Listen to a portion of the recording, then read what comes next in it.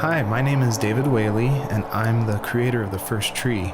I also voice a character named Joseph. So I just wanted to introduce you to this commentary mode, tell you that you can find interesting things about how I made this game by touching the speech bubbles you see in the world. So I hope you enjoy it.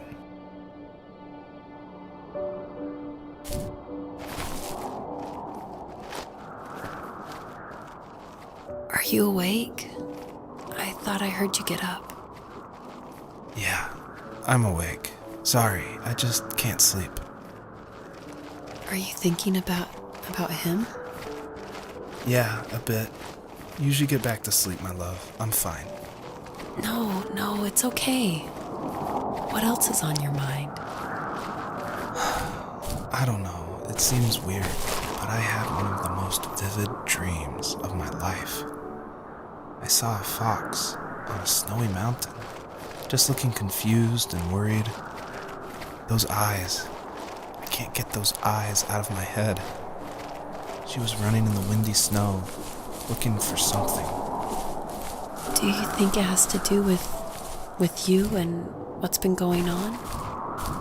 I don't know. It was just a dream, Rachel. They're not meant to make sense. A lot's happened the past couple days, that's all. Well, if you're not going to sleep anyway, you should tell me. I want to hear. All right. I'll try not to spoil too much since a lot of this game ties into the very last act, which is the epilogue, I call it. But you'll notice there's lots of items around, and that's kind of what the first tree is about, is like exploring this land and trying to figure out why they're there, what they were used for, and it's kind of explained that this is a dream for Joseph, but it's something different, and it's not supposed to be like your average dream. It's supposed to be something a little deeper. So pay attention to all the items that are around and try to figure out how they tie into the story.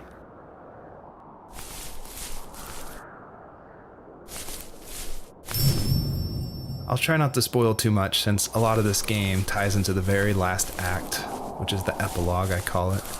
But you'll notice there's lots of items around, and that's kind of what the first tree is about, is like exploring this land and trying to figure out why they're there, what they were used for, and it's kind of explained that this is a dream for Joseph, but it's something different, and it's not supposed to be like your average dream. It's supposed to be something a little deeper. So pay attention to all the items that are around and try to figure out how they tie into the story.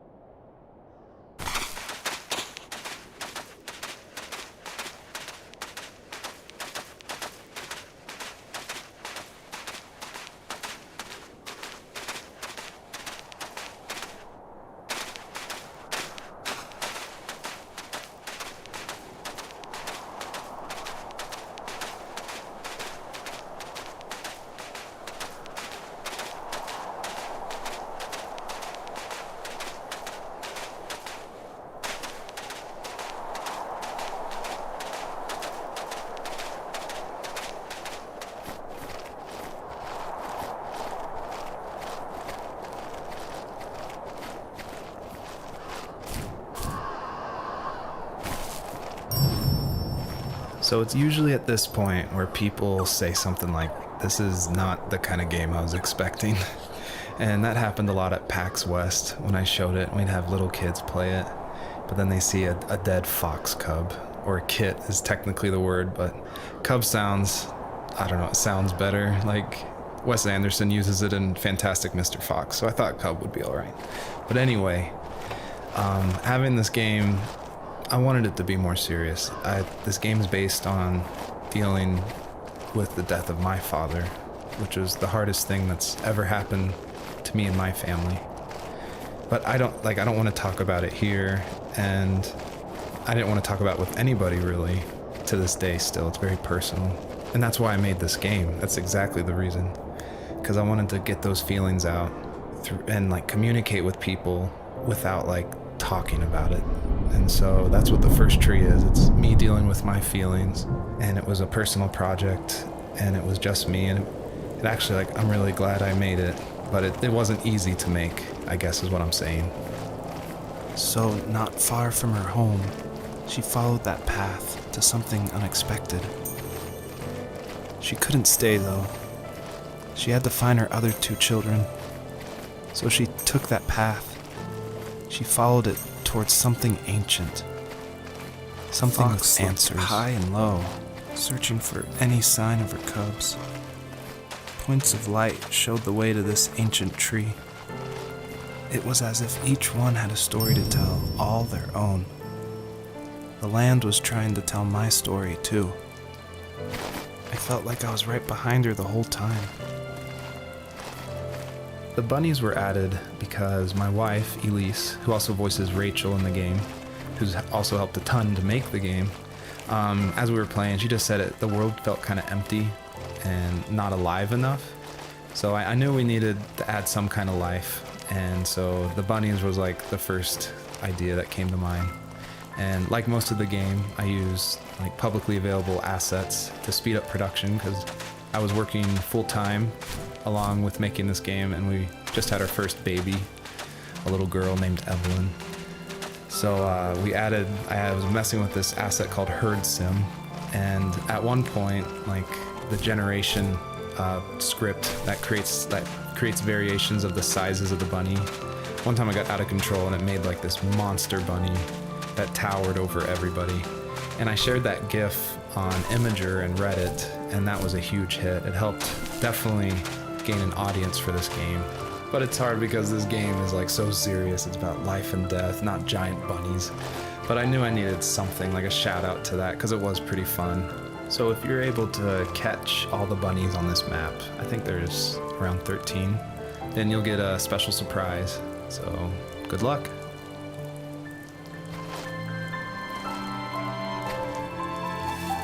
Do you remember what my dad did for a living? Wasn't he like a lumberjack? That's one way of putting it. If wood was a canvas, then a carving knife was his paintbrush.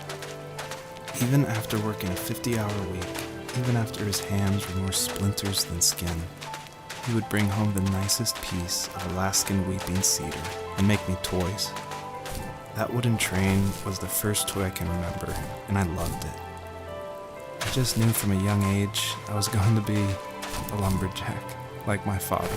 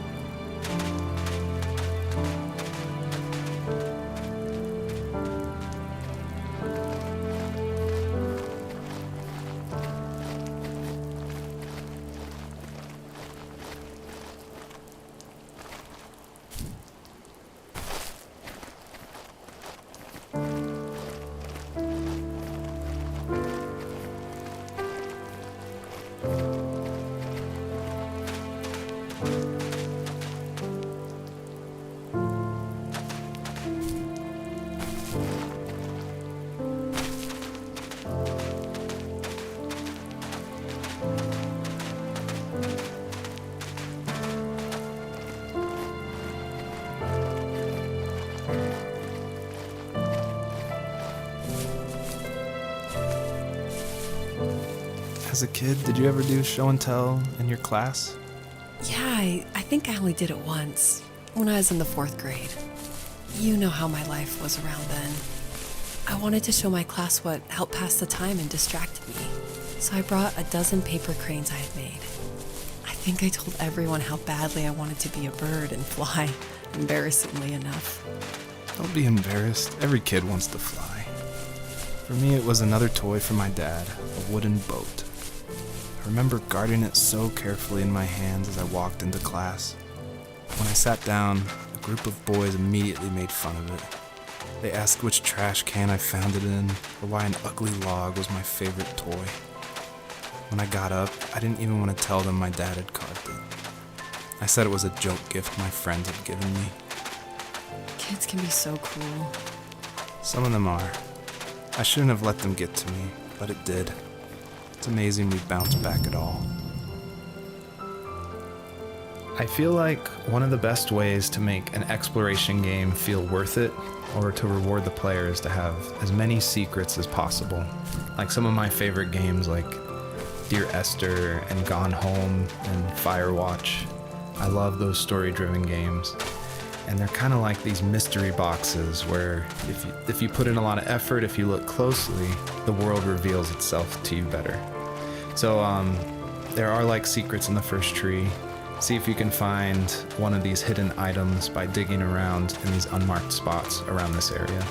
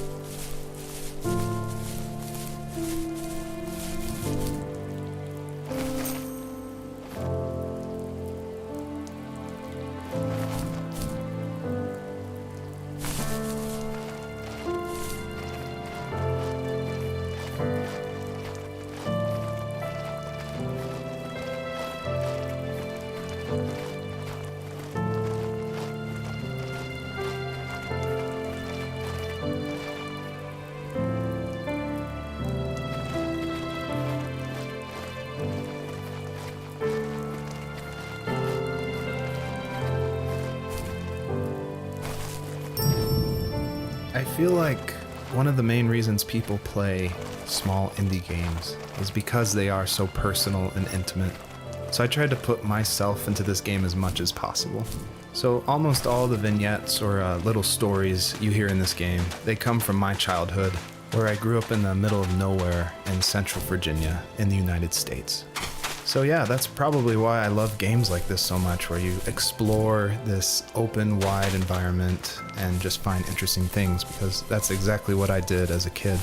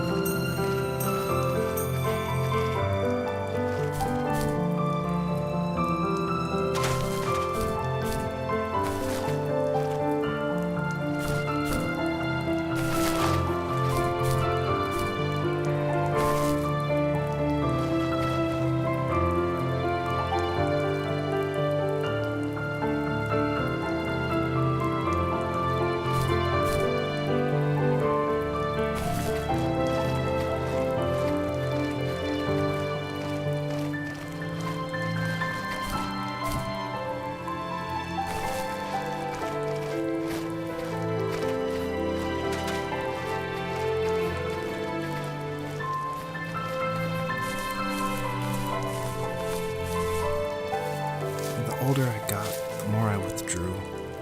I asked myself, why talk to anybody anyway? Why bother when I'm happy by myself? I started drawing a lot, mostly animals I saw in the woods by my home. I then imagined designing my own hideouts with things like TVs and pantries full of chips and cookies. I think that idea of leaving home and drawing blueprints started my career. I found a lot of solace in that. I'm not surprised, but I did the same thing, you know? There's something special about having a place to call your own. And now look at us. Well, if you count renting in an overpriced city. It's as close as we can get for now. I thought it was important to say that, yes, I actually did draw this with crayons. And it was just funny to me one day that I was like, I'm working on my game. And I pulled out my little 1-year-old's like crayon set to draw this item for this game. I just realized just now that I probably threw away the original. I probably should have kept it and given it away to somebody, but oh well.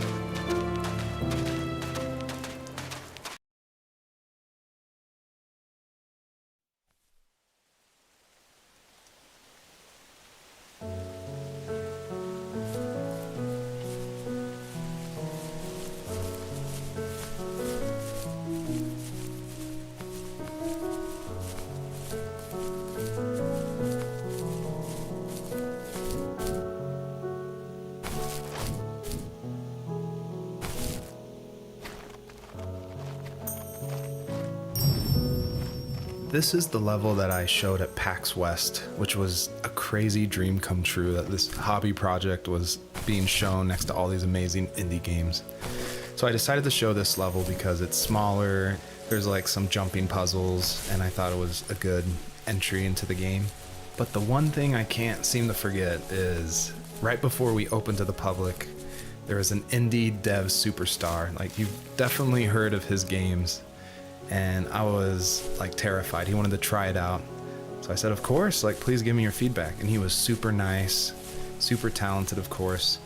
But this embarrassing bug happened, which I'd never seen before in my life, where when he dug the item up, he jumped right after, and it created the dust cloud to permanently be on the rest of the level. It wouldn't turn off. So it looked like this fart cloud following the fox as it just kept running with this beautiful music and serious voiceover. And it was horrible. I think about that every time I look at this level. But, you know, I was able to fix it, so I'm glad someone could at least find that bug. My teenage years were full of sketching, angst, and trouble. I wasn't popular or unpopular. Maybe just forgettable. I guess that gave me a sense of freedom. So I hung out with crazy kids, doing crazy things, even though I mostly just watched the chaos ensue. We did it all.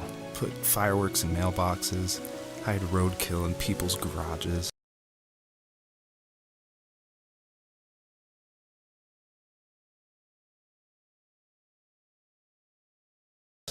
break windows of the barber shop in Anchorage. My dad was furious, but he was so busy working he couldn't do much to stop me from going out. I think being an adult means there's no one to stop you making hard decisions. He had to make a living, and he couldn't be in two places at once. Yeah, I realize that now.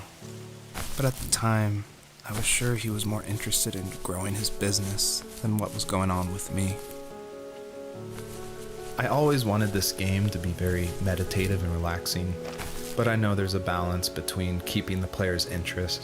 So I added this butterfly jumping mechanic just to spice things up. I used a plugin called Playmaker for Unity, which in a visual editor lets you do interactive things, which is perfect for me because I do come from a film and design background. But on the flip side, I really wish I was good at code because this jumping mechanic, the jumping mechanic in the whole game actually has frustrated a lot of players. But hopefully I've been able to fine tune it, so it should feel a lot better now. I would just hate that this meditative game would get frustrating, so I've definitely I've lowered the gravity, I've made the jumps more consistent, so hopefully people can just focus on the world and the story. This is the level that I showed at PAX West, which was a crazy dream come true that this hobby project was being shown next to all these amazing indie games. So I decided to show this level because it's smaller, there's some jumping puzzles, and I thought it was a good entry into the game. But the one thing I can't seem to forget is right before we opened to the public, there was an indie dev superstar. You've definitely heard of his games, and I was terrified. He wanted to try it out. So I said, of course, please give me your feedback. And he was super nice, super talented, of course. But this embarrassing bug happened, which I'd never seen before in my life, where when he dug the item up, he jumped right after, and it created the dust cloud to permanently be on the rest of the level. It wouldn't turn off. So it looked like this fart cloud following the fox as it just kept running with this beautiful music and serious voiceover. And it was horrible. I think about that every time I look at this level.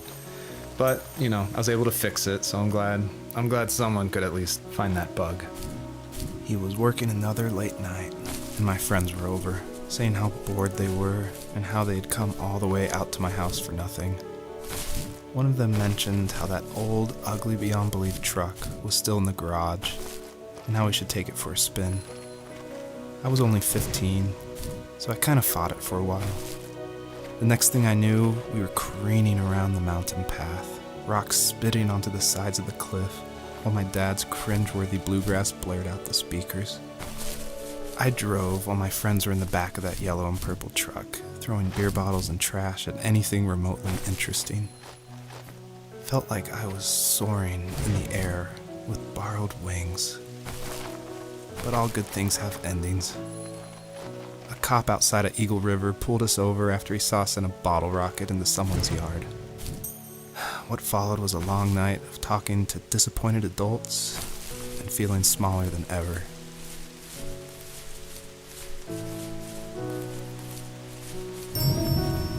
I always wanted this game to be very meditative and relaxing, but I know there's a balance between keeping the player's interest. So I added this butterfly jumping mechanic just to spice things up. I used a plugin called Playmaker for Unity, which in a visual editor lets you do interactive things, which is perfect for me because I do come from a film and design background. But on the flip side, I really wish I was good at code because this jumping mechanic, the jumping mechanic in the whole game actually has frustrated a lot of players. But hopefully I've been able to fine tune it, so it should feel a lot better now. I would just hate that this meditative game would get frustrating, so I've definitely I've lowered the gravity, I've made the jumps more consistent, so hopefully people can just focus on the world and the story.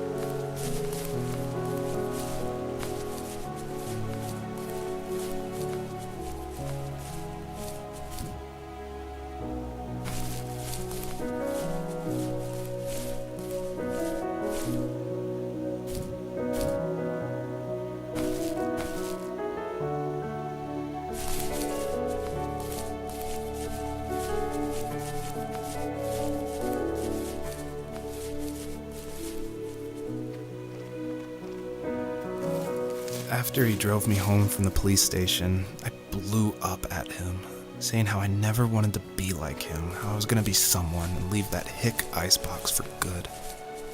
He just looked forward at the road with tired eyes. I took out that bluegrass tape from the cassette deck and chucked it out the window. In my sage teenage wisdom, I thought I had proved the ultimate point, but my dad had a different idea. He slammed the brakes, slowly bowed his head while gripping the steering wheel, and finally looked at me.